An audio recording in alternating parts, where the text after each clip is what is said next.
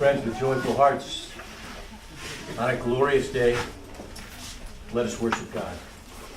Let us please begin with prayer. Lord, what a day.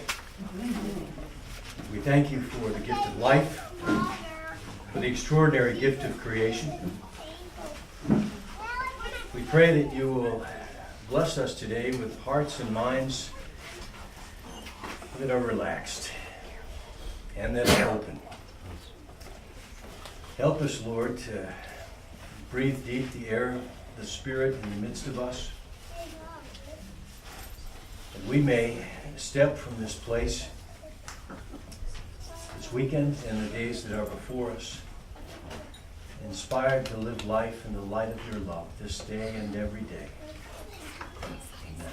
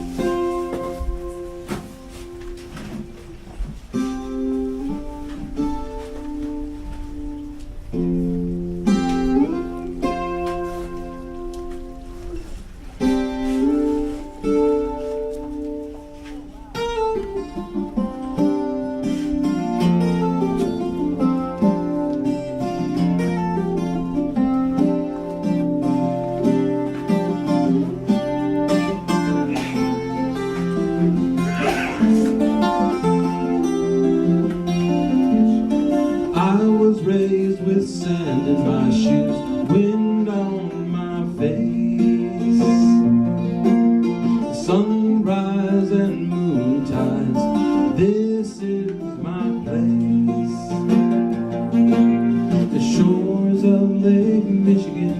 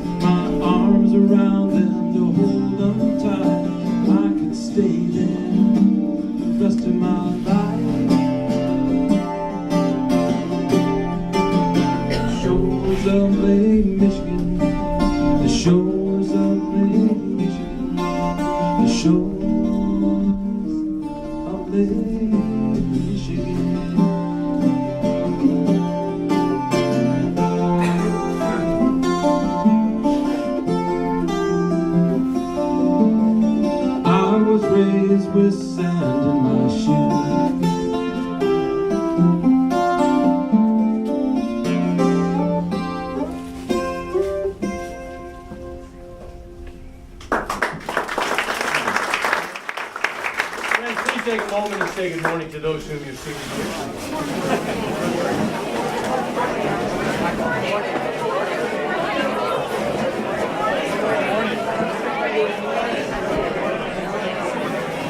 Good morning, and thank you for joining us here at the Community Church.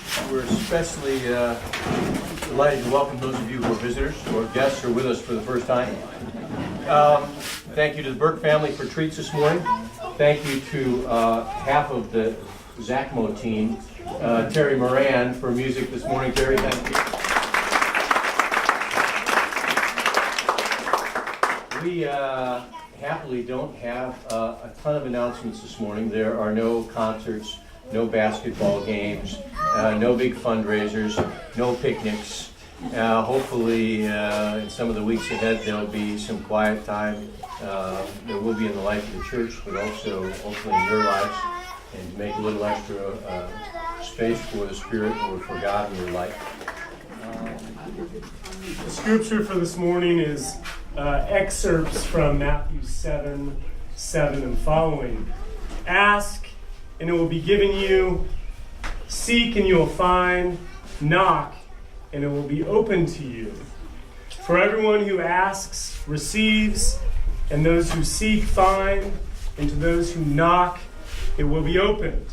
Enter by the narrow gate, for the gate is wide and easy that leads to destruction, and those who enter by it are many. For the gate is narrow, and the way is hard that leads to life, and those who find it are few.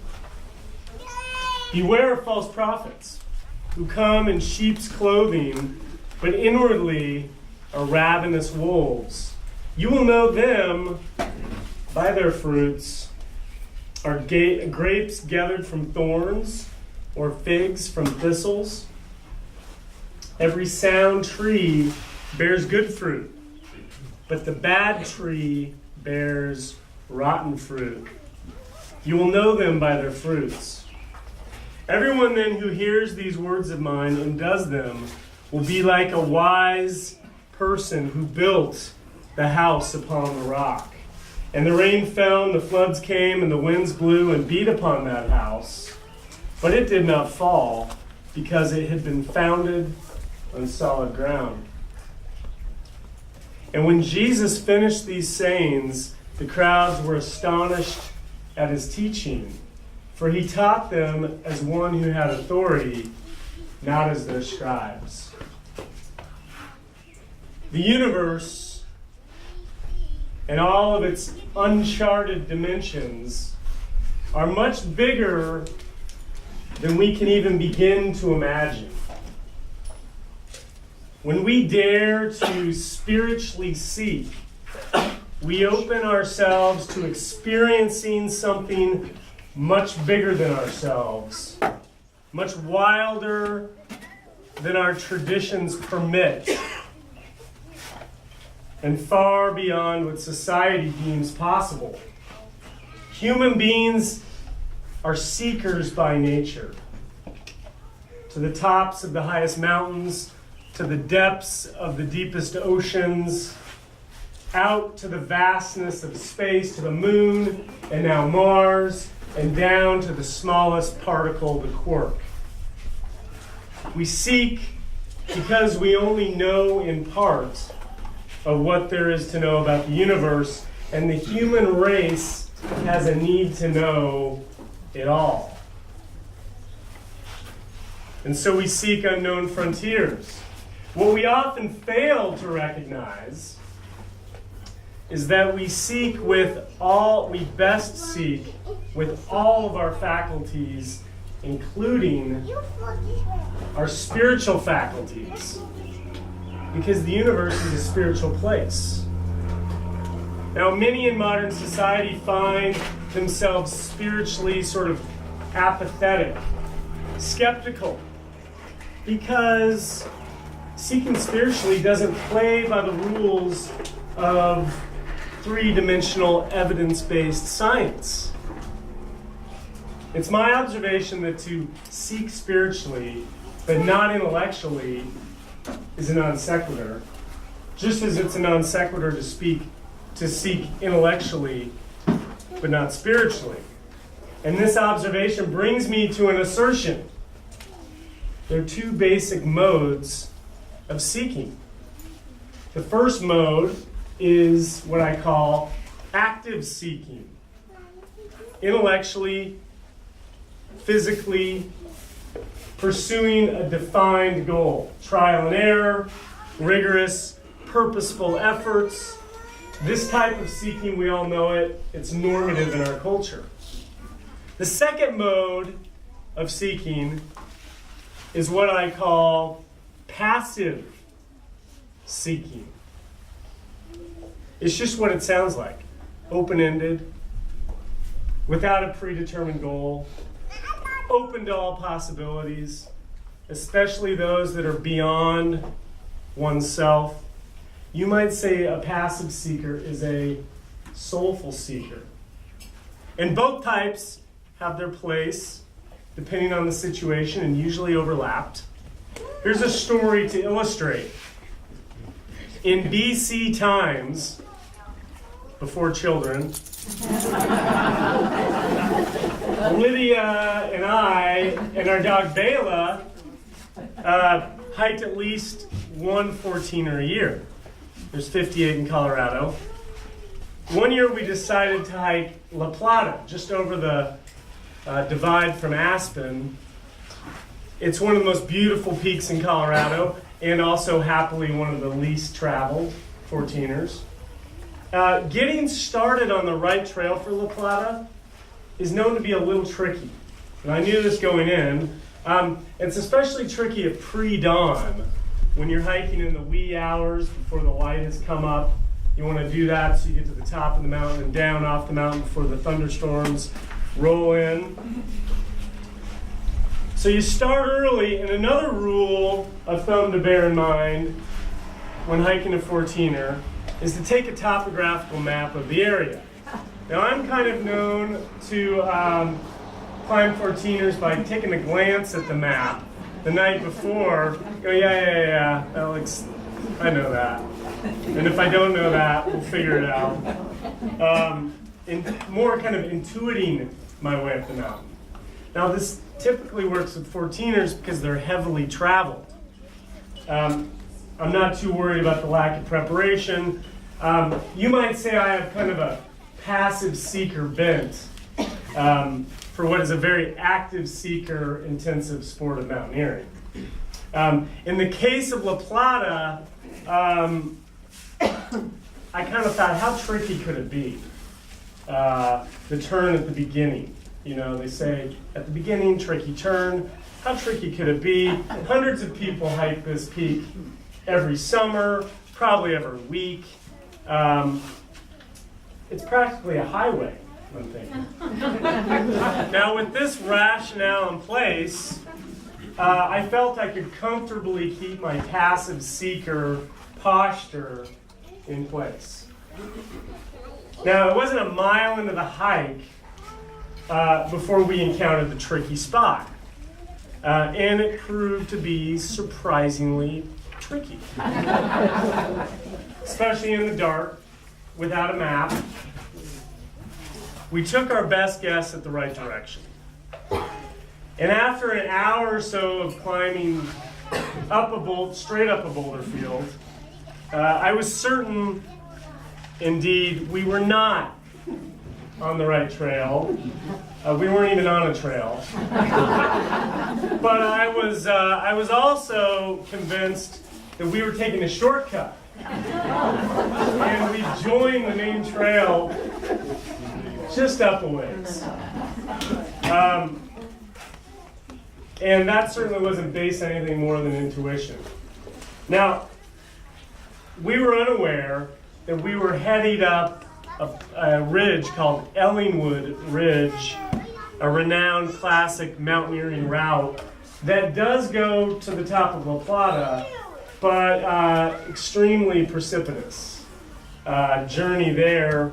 And it wasn't long before Lydia, who's in the back row over there, was in tears. And she's saying, and mind you, we're dating at this point in our relationship. It's not only BC times, it's pre-BC. Lydia says between sobs, I don't know how I'm going to get down. She wasn't worried about me. Now, thinking that it'd make Lydia feel a little bit better, my rallying cry became, if we just keep climbing, it'll be no time till we get over this ridge and drop down to the main trail. No time was the recurring phrase. It'll be no time. When she protested this plan again and again, I muttered to myself something about how it's easier to climb up than down. So I was climbing this, we were climbing this mountain in passive seeking mode, more than active seeking mode, which was indeed taking us to an amazing place. Really was.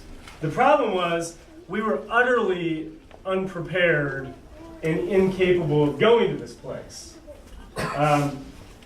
Somehow I came to my senses. I did the smart thing, some would say the obvious thing, and I decided after listening to Lydia, it was the smart thing to start down climbing. It was kind of less of a decision and more that Lydia refused to go any farther. Yeah. Now, we returned to La Plata 2 summers later, and this time we paid attention to all the details. Instead of leaving the map in the car or giving it a quick glance, like good active seeker mountaineers, we brought it with us. And we reached the tricky point in the trail, and we used the map. And we had a summit day. Now, whether it's climbing a mountain, or pursuing a scientific theory, or going about daily life, active seeking plays an important role. That is thoughtful persistence towards a goal. It's important. It gets things done. But only to a point.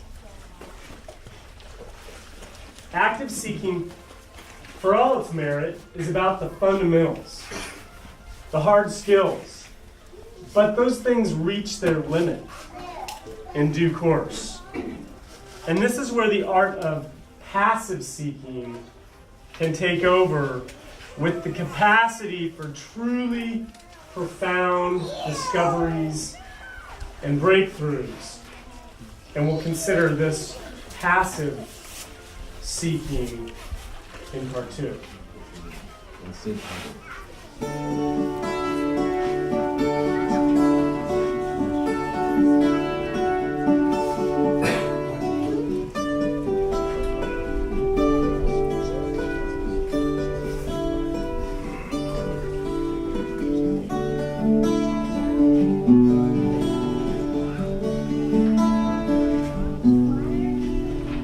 Sometimes the light shines right on through. And when it does, it illuminates you. When troubles surround you and your hopes seem dim, open your heart and find your faith, my friend. Open your heart and find your faith, my friend.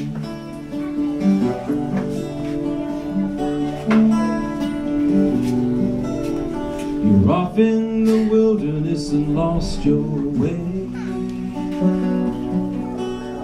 You wonder if you'll ever see the light of day. The night is falling and the wind blows cold. Can you find a path back to your soul? Can you find a path back to your soul?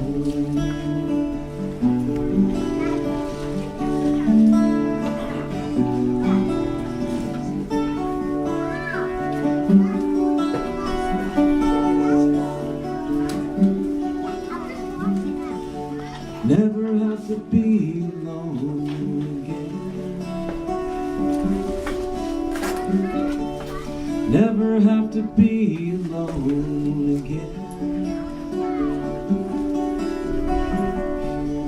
Never have to be alone again.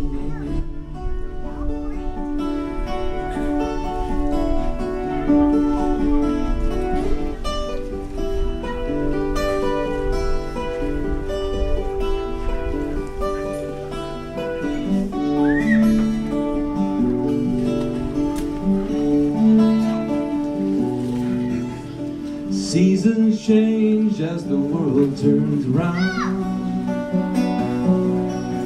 The sun goes up and the sun goes down. Life is so big and we're so small. Who will catch you when you fall? Who will catch you when you fall?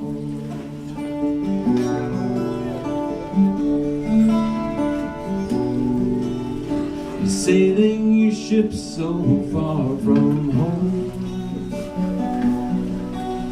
The seas are rising, oh, your compass is gone. Can you find safe harbor to weather the storm?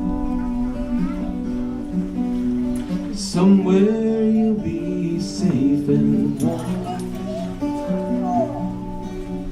Somewhere you'll be safe and warm.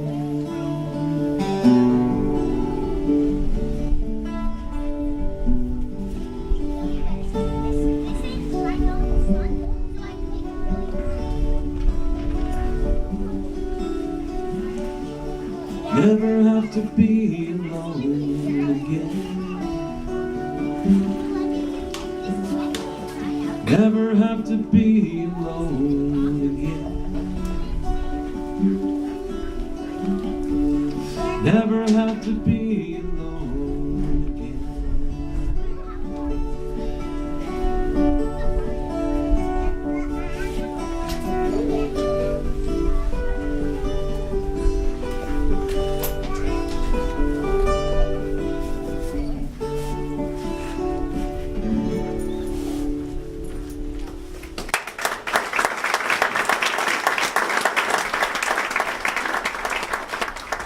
From Rainier Maria Rilke's Book of Hours, Love Poems to God. God speaks to each of us as God makes us, then walks with us silently out of the night. These are the words we dimly hear. You, sent out beyond your recall. Go to the limits of your longing.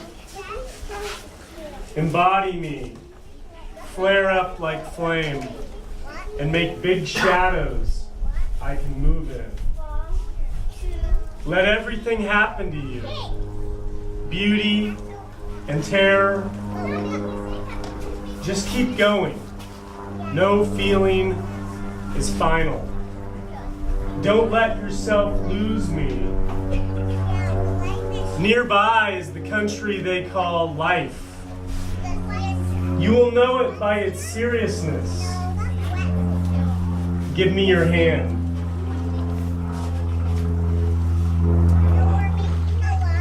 Last Sunday, Lydia and I celebrated our 6th wedding anniversary.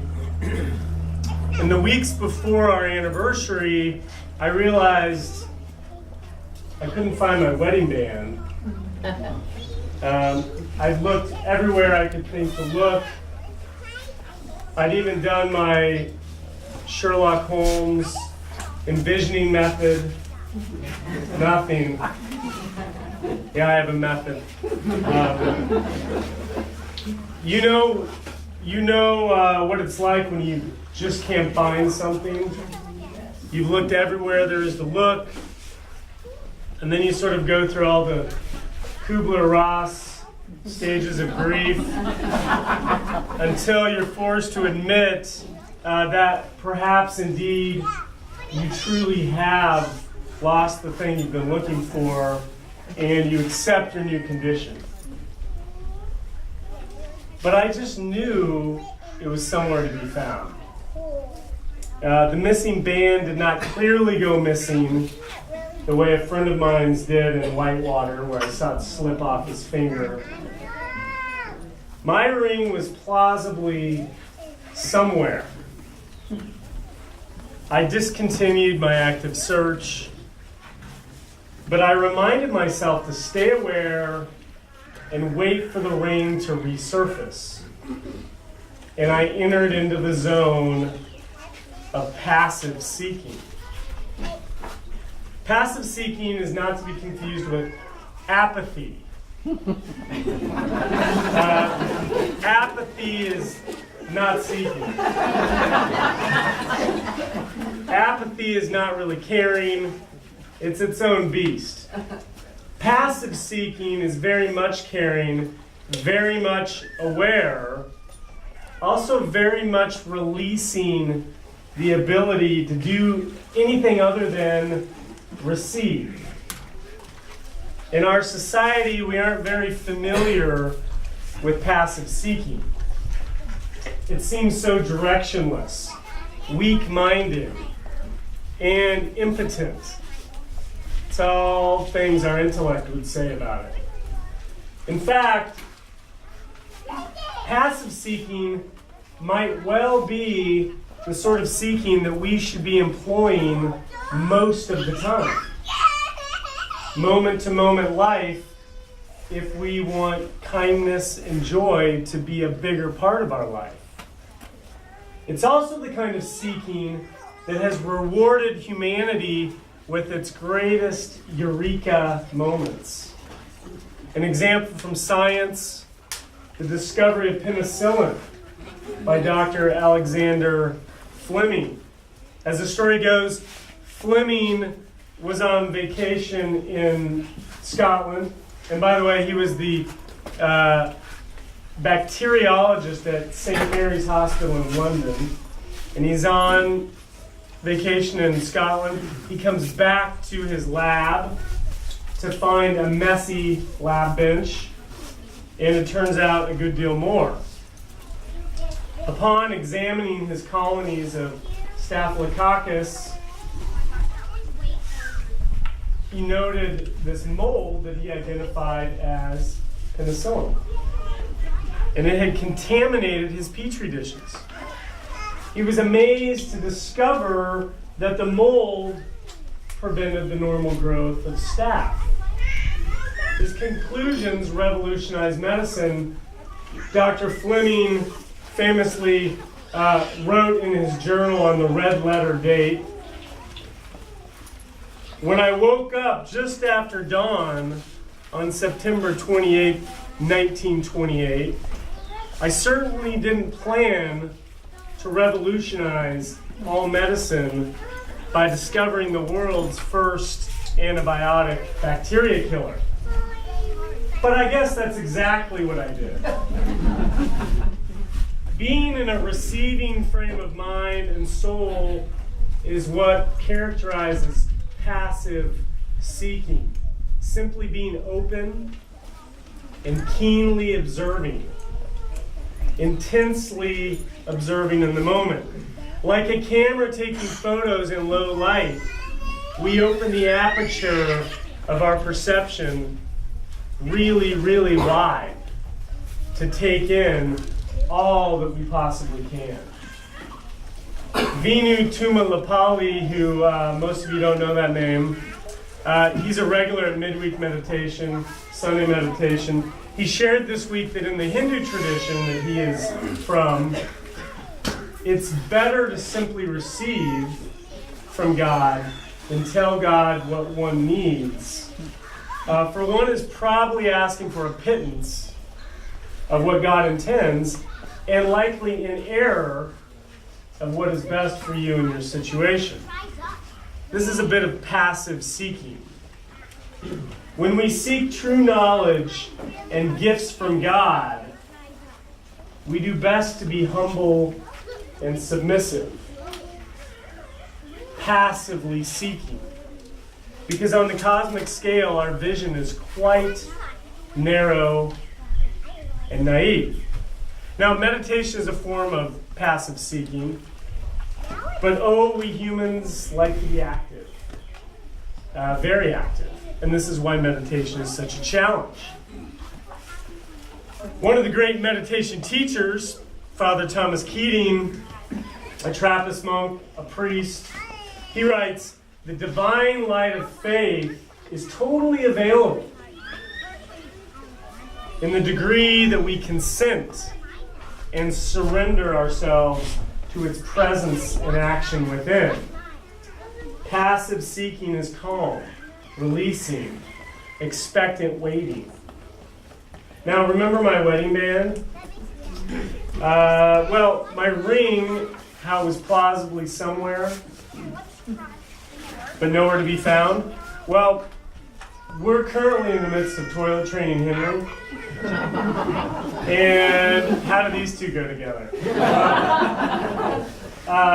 One day, not too long ago, Henry and I got in the car to go to the lake. And before we even had made it out of the garage, Henry had an accident in his car seat. I'm happy to say it's the only accident in the car seat to date. But the car seat pad was soaked. So trip to the lake temporarily canceled. It's one of those deep breath moments. So I tried to pull the cushion out of the frame, but it was fixed.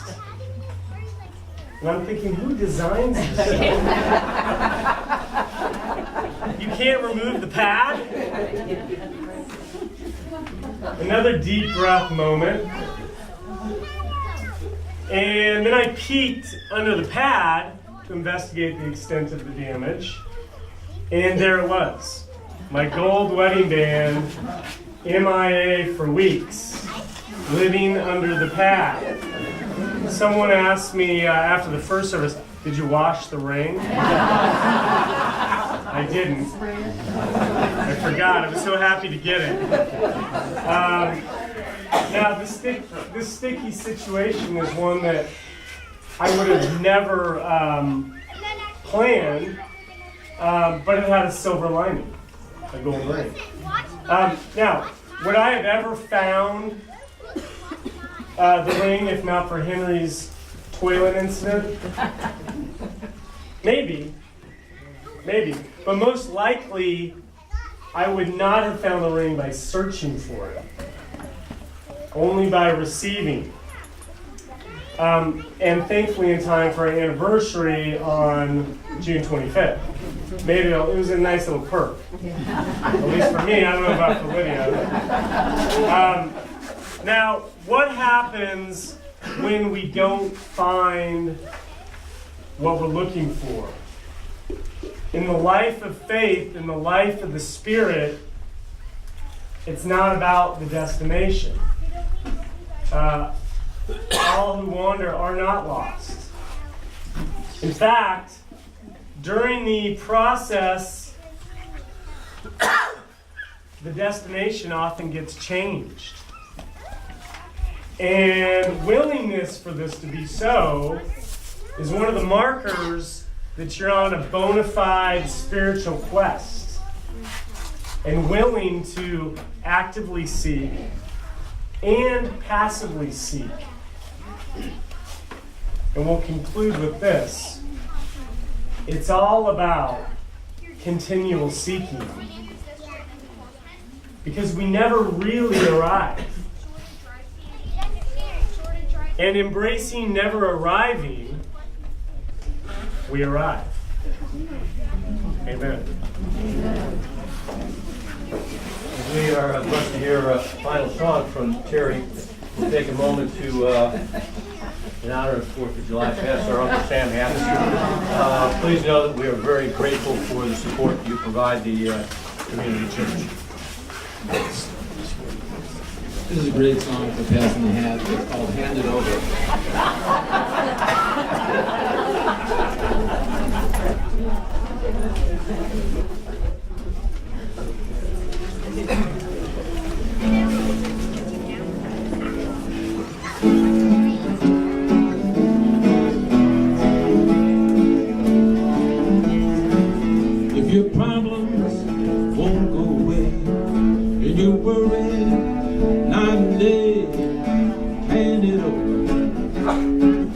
Get on your knees and pray.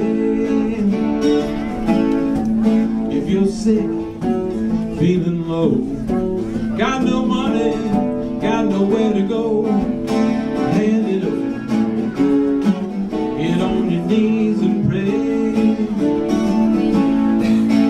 Hand it over, hand it over. Give it up, give it over, hand it over.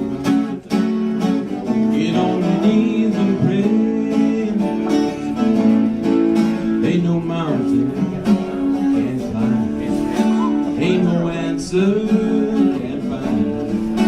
On your knees, it's a hand to hold, to heal your body, feed your soul. The road is long, can't find a way, to let the Spirit light your way. Hand it over. Get on your knees and pray. Hand it over, hand it over. Give it up, give it over, hand it over. Get on your knees and pray. Hand it over. Get on your knees and pray.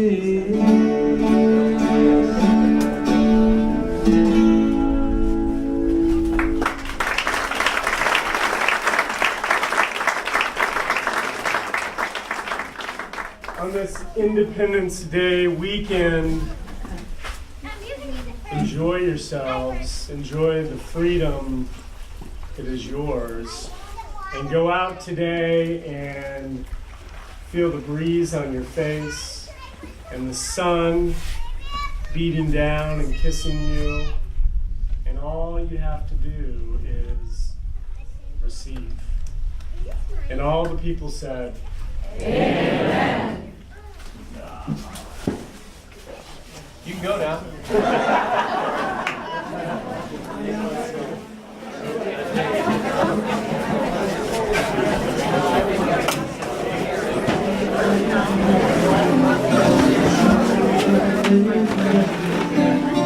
Sure.